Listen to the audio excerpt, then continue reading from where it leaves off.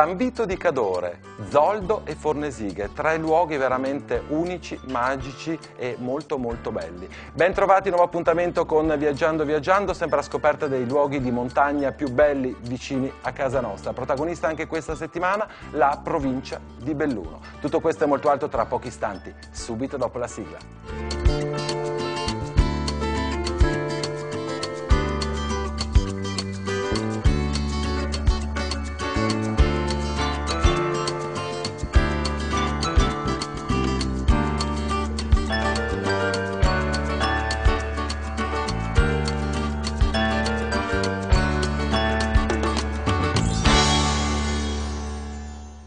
Come annunciato prima della sigla, iniziamo il nostro viaggio andando a San Vito di Cadore.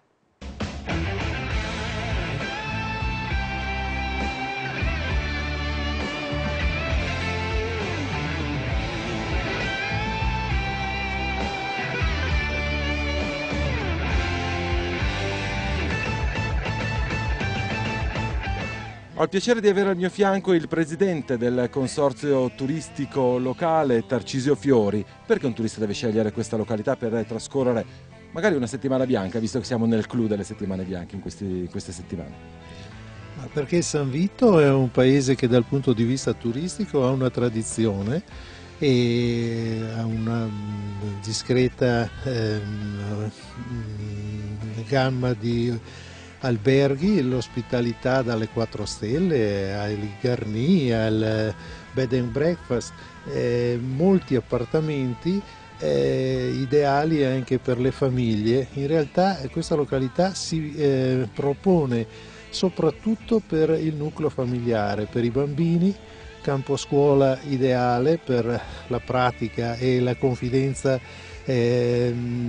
sulla neve, cioè imparare a giocare con questo elemento, la neve, per poi diventare appassionati delle varie attività, non solo lo sci, ma lo snowboard e anche tutti i giochi che si possono fare, dalla slittata difatti nella settimana bianca che noi proponiamo anche tutta una serie di attività, dal Nordic Walking che viene fatto sia d'estate ma anche d'inverno, viene proposto sui sentieri battuti, e dal sci d'alpinismo già più impegnativo, più specialistico, però la camminata con le ciaspe, dove si possono raggiungere sia i rifugi che anche una malga che ad esempio rimane aperta d'inverno proprio per far assaggiare le proprie specialità. Beh, molto bello questo, quindi un connubio fra quello che può essere la vacanza classica nelle località di montagna, quindi con lo sci nordico e lo sci alpino, ideale naturalmente per le famiglie, però mi diceva nella chiacchierata che abbiamo fatto prima di iniziare che qui comunque ci sono anche delle piste molto impegnative, quindi anche per gli adulti, per chi è capace di sciare. Però la cosa secondo me particolarmente interessante è appunto l'offerta natura che voi date, quindi tutta la possibilità di questi che una volta erano considerati gli sport minori, che però stanno acquistando fortunatamente, specialmente negli ultimi anni, sempre più rilevanza. Abbiamo parlato delle ciaspolade, abbiamo parlato del Nordic Walking che specialmente d'inverno sta riscuotendo sempre più successo. Infatti nel nucleo familiare non tutti quanti magari praticano lo sci, sicché c'è questa varietà di possibilità. E tra le altre cose abbiamo che magari successivamente potremmo vedere dei maestri che accompagnano anche in queste forme, in queste espressioni che chiaramente ritemprano.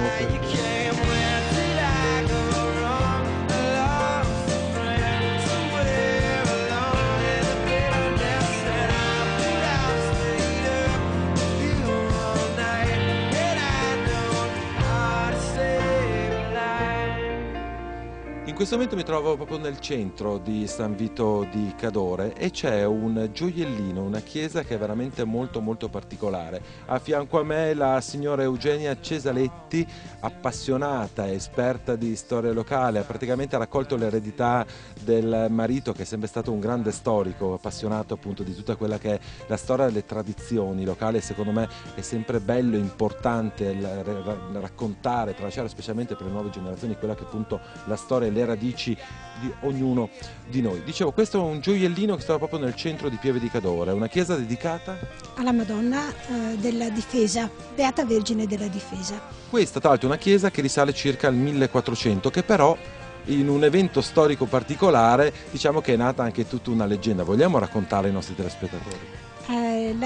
La leggenda si inserisce nel fatto storico della battaglia del Russecco 1508, quando le truppe di Massimiliano d'Austria si scontrarono con gli eserciti della Repubblica Veneta a Valle di Cadore, proprio sul fiume Russecco.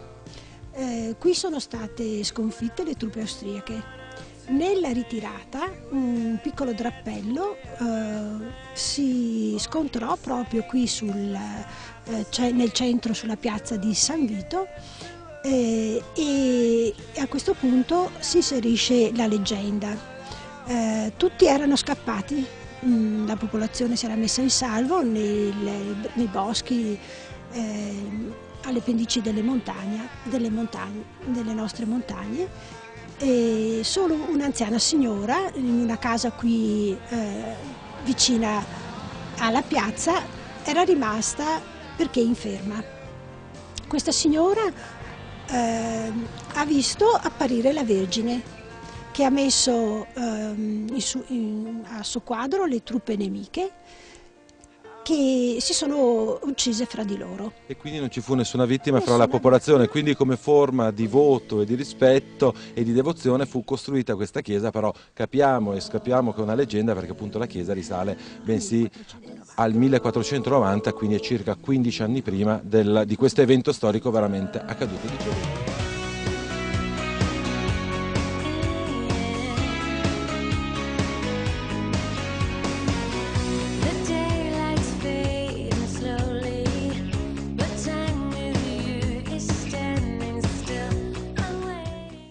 Come vi anticipavamo, oggi escursione naturalistica con Gianfranco Valagussa, che è appunto una guida naturalistica della zona. A dire la verità, milanese, che ha lasciato la città ed è venuto a vivere per scelta in una zona così bella, così incantevole come questa. Perché questa scelta, innanzitutto, Gianfranco? Beh, prima di tutto ovviamente perché siamo in un ambiente dal punto di vista naturale incredibilmente bello, vario, e poi perché ovviamente raggiunta una certa età bisogna provare un altro tipo di vita, insomma.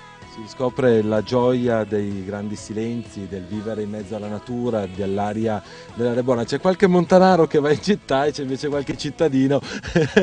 Sembra un po' invertita le nostre esperienze di vita. Dicevamo, oggi una giornata, diciamo da un punto di vista, non c'è il sole, stamattina era una giornata splendida, ma come purtroppo accade qualche volta, però l'importante è che la situazione meteorologica sia comunque ancora buona per un'escursione. Magari non ci sono i panorami meravigliosi che si possono ammirare in queste escursioni oggi, però comunque l'importante è che sempre per un discorso di sicurezza che la situazione meteorologica sia ottimale. Oggi facciamo appunto un'escursione con le ciaspe, però parlando anche di Nordic Walking.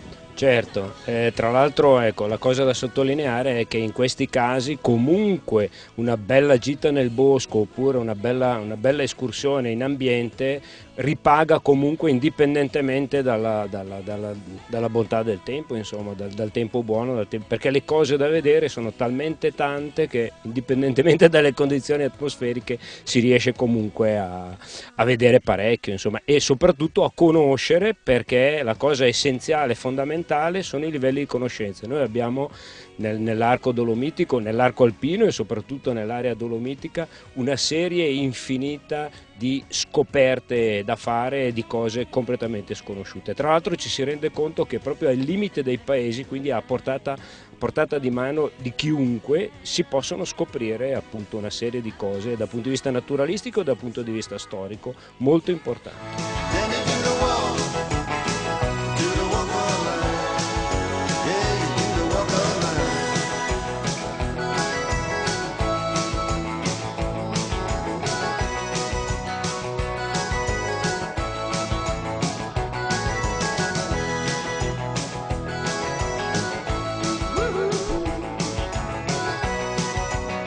Vedo una neve che è molto farinosa, una meraviglia per l'escursione con le ciaspe. Sì, è particolarissima anche dal punto di vista estetico, perché dà proprio la sensazione di camminare su dei cristalli.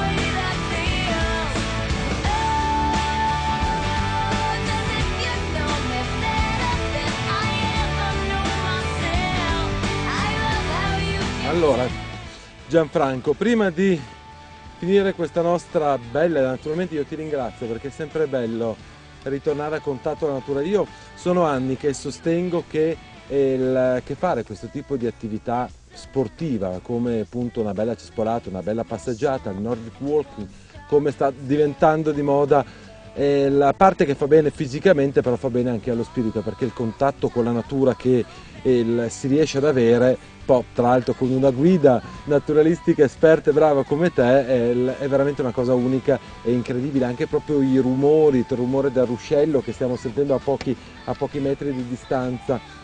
Vogliamo ricordare una cosa, io ci tengo sempre durante le mie trasmissioni, anche una semplice ciaspolata fatta con incoscienza può diventare pericolosa, quindi o si fanno nei percorsi quelli già segnati oppure si va con una guida, con una guida naturalistica, con una guida ambientale, con una guida alpina, perché fare le cose con intelligenza può permettere di portare un'escursione, una bella gita sempre a compimento, al divertimento, al benessere. Farla a volte con incoscienza, non dico con stupidità, ma semplicemente con incoscienza. Vado a fare una passeggiata, allora lì che bello che c'è. Uno non sa la strada, magari c'è un borrone, c'è una voragine e può diventare sempre pericoloso. Quindi io ci tengo sempre a ricordare di farlo con tutti i crismi e con la testa sempre sulla testa. Certo, fondamentale dal punto di vista della sicurezza e anche dal punto di vista di quello che è l'obiettivo del camminare in natura, cioè conoscere.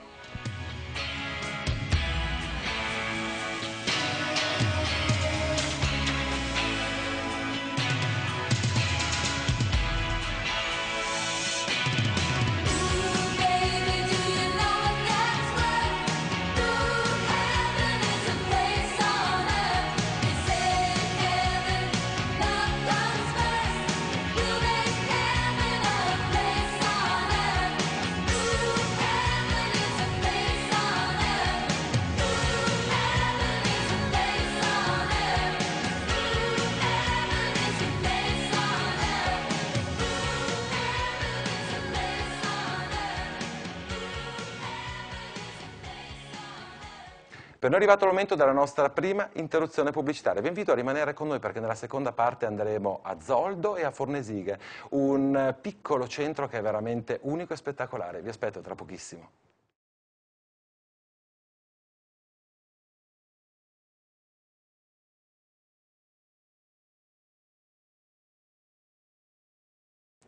Seconda parte di Viaggiando Viaggiando, ben trovati sempre alla ricerca dei luoghi più belli vicino a casa nostra. Come vedete in queste puntate siamo negli studi di Padova per darvi la possibilità di avere tutte le settimane degli itinerari dei luoghi per quelle che possono essere delle escursioni fuori porta oppure per delle bellissime settimane bianche. Questa settimana abbiamo visto nella prima parte San Vito di Cadore, adesso ci spostiamo a Zoldo perché sapete a Zoldo fanno un gelato che è veramente unico e buonissimo.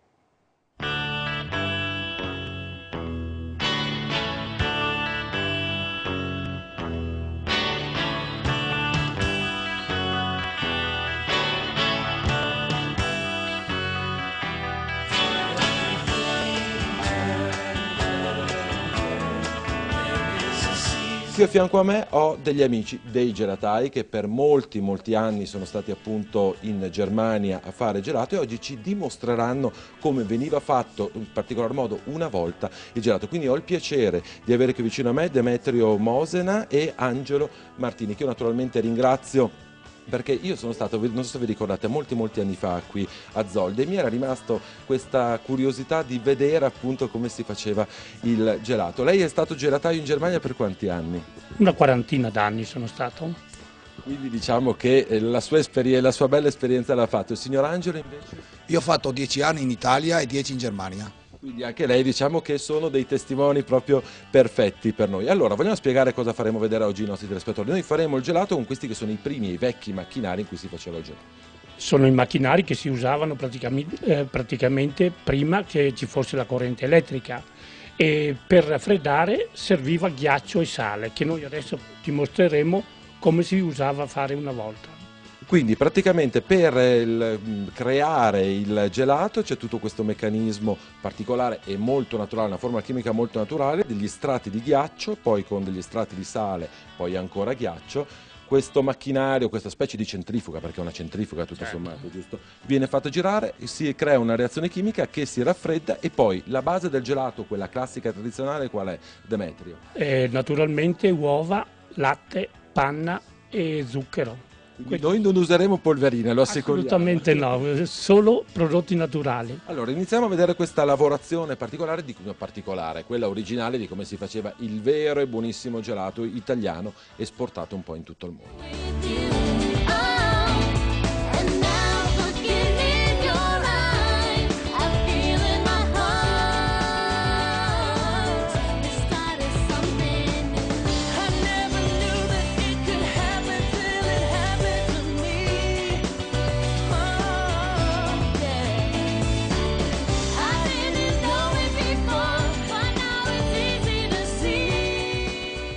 Allora, Demetrio, Angelo, diciamo, la macchinario, la nostra centrifuga è pronta, abbiamo riempito quasi completamente di strati di sale e di ghiaccio, ogni tanto, perché avete messo ogni tanto un po' d'acqua?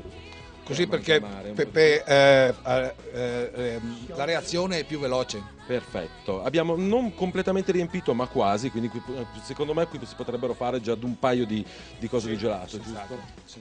Adesso chiudiamo e a questo punto bisogna mettere praticamente le materie, gli ingredienti per fare il nostro gelato classico, il nostro gelato base, quindi gelato alla crema, che ripetiamo sono latte, panna, zucchero e uova. Giusto? E uova, sì. Tutte cose naturali. Poi naturalmente se si dà tipo questo gelato ci vogliono le bacche di vaniglia per creare la crema, praticamente quella che facciamo e che si usa molto. In Germania viene chiamata vaniglia, qui in Italia è crema praticamente.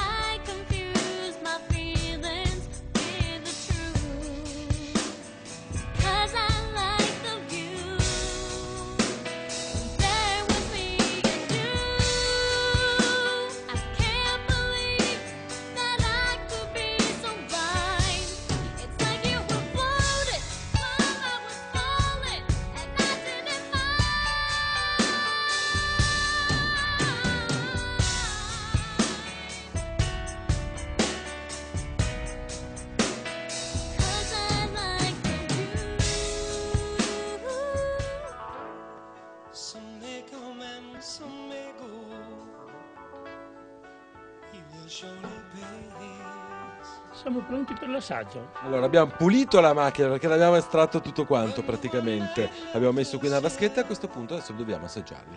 Perfetto. Anche questo una volta praticamente si usava a vendere il gelato con la spatola, non con le macchinette come è il giorno d'oggi. Vabbè, ma adesso c'è un po' un ritorno, alla spatola. Vabbè, anche voi mi fate compagnia, anche voi, aspettiamo un attimo. Allora, adesso ne assaggiamo questo gelato. Avete visto con quanto amore, con quanta cura è stato fatto dagli amici qui di Zoldo, che io naturalmente voglio veramente ringraziare per aver realizzato, credetemi, anche un'operazione io non ricordavo, però veramente faticosa anche proprio. Allora, innanzitutto assaggiamo. Qui andiamo proprio nel credere del peccato che non si possono sentire i gusti, ma avete presente i gelati quelli quando si sente proprio la crema, il gusto sublime.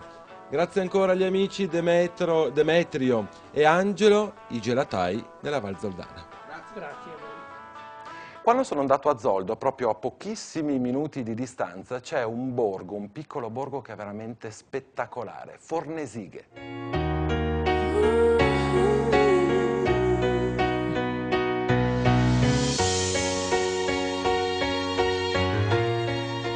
Qui si ha l'imbarazzo della scelta per trovare l'angolo più bello, perché è veramente un posto incantevole. Come dicevamo prima della sigla, siamo a Fornesighe. Sono talmente stato incantato da questo posto incantevole che non riesco neanche più a parlare. È comune di Forno di Zoldo, come dicevamo, in provincia di Belluno. Ho il piacere di avere qui al mio fianco il presidente del consorzio turistico qui della zona, Renato Mosena. Posto incantevole, cartolina, cielo aperto, qualsiasi angolo in cui uno guarda. Sì, che sia bello, lo condividiamo anche noi che ci abitiamo. Questo è un paese un po' particolare che per fortuna si è salvato dagli incendi e quindi ha mantenuto le caratteristiche architettoniche proprio del passato, quindi diciamo che l'impostazione del paese può essere del 1300-1400, poi per successive aggiunte si sono costruite queste meravigliose abitazioni.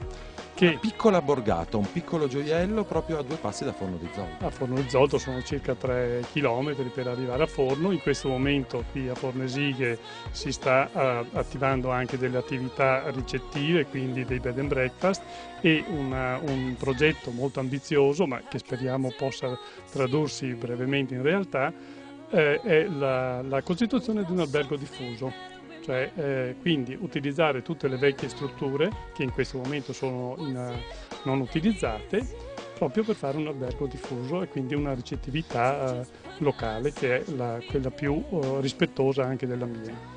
Abbiamo detto piccolo borgo, quanti abitanti ci sono?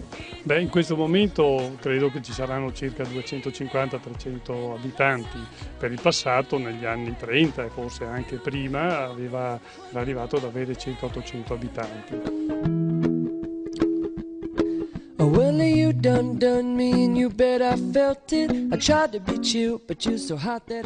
Presidente, io sono veramente incantato. Io mi ricordo, ero stato qui, penso forse all'inizio di Viaggiando, 5-6 anni fa, però non ricordavo una bellezza, un posto così bello, veramente una cartolina, ogni angolo dove si va si trova veramente una cartolina a cielo aperto. Ma lei tra l'altro, oltre ad essere il presidente del consorzio turistico della Valle di Zoldo, quindi comprende Forni di Forno, comprende Forni di Sopra, giusto, mi correggo, Zoldo Alto, mi scusi.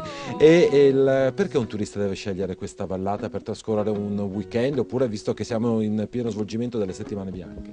Beh, perché è una vallata che è abbastanza completa in quello che potrebbe essere l'offerta turistica, almeno dal punto di vista delle bellezze naturali, dell'ambiente che è rispettoso.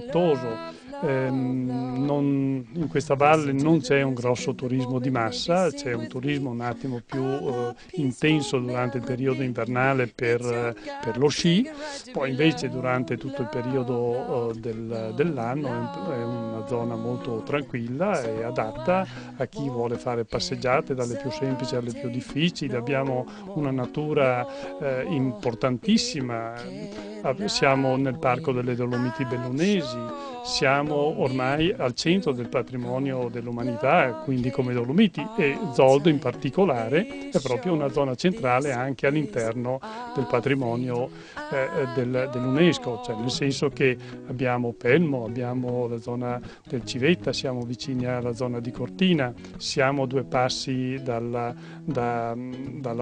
pianura, quindi è una zona molto interessante per quello. C'è ancora molto da fare, specialmente dal punto di vista della ricettività, ma che mi pare che nel concetto del rispetto della natura e dell'ambiente stiamo facendo delle cose importanti, almeno per il prossimo futuro. La cosa molto bella è che comunque, io ripeto, è la seconda volta che vengo qui in questa valle, però io ho trovato sempre una grande ospitalità da parte degli abitanti di questa zona. Questo penso sia una cosa molto bella e la cosa più interessante che cerca il turista in questo momento. Sì, penso di sì, che la gentilezza e la cortesia e la disponibilità da parte dei locali è fondamentale per riuscire ad avere un buon rapporto anche con il cliente, quindi con il turista. Dopo natura, abbiamo detto, naturalmente gioco un ruolo da grande protagonista in questa zona, con dei panorami veramente mozzafiati, dei momenti di silenzio che sono incredibili. Penso che specialmente chi abita in città ricerca proprio i silenzi, i momenti, la natura, l'aria.